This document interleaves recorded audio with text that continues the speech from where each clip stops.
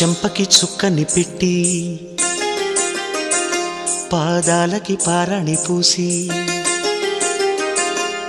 చేతికి గాజులు వేసి కస్తూరి నుదుట దిద్ది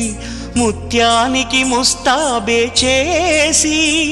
మా హృదయాలను బోయిలుగా మలచిన ఈ పల్లకిలో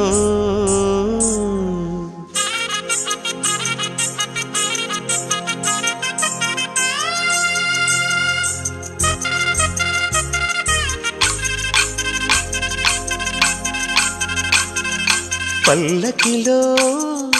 పల్లకిలో పెళ్లి కూతురు రాణిలా ఉంది, మహారాణిలా ఉంది.